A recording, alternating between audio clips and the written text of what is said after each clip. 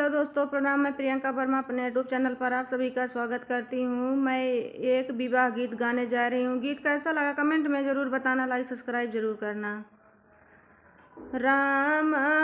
लक्ष्मण दोनों बन का चले हैं, सीता का घरा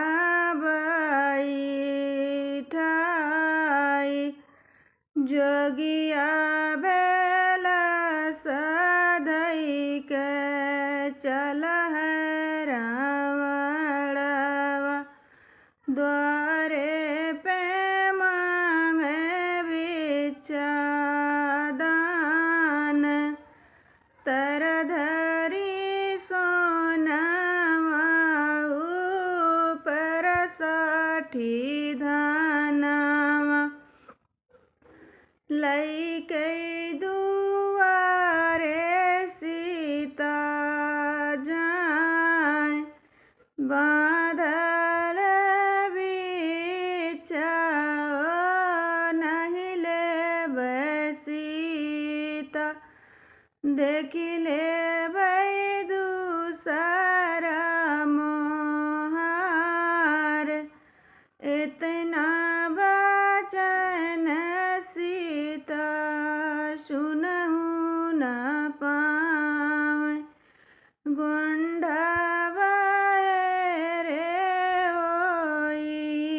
जाए, एक गोड़ा रे न एक रे भीतरिया, इतने में लाई गए उठाई, बन से जब उठे लक्ष्मण देवरवा, धाई भीतरिया का जाए, नहीं कहूली पल नहीं कहूँ पोतल, नहीं देखो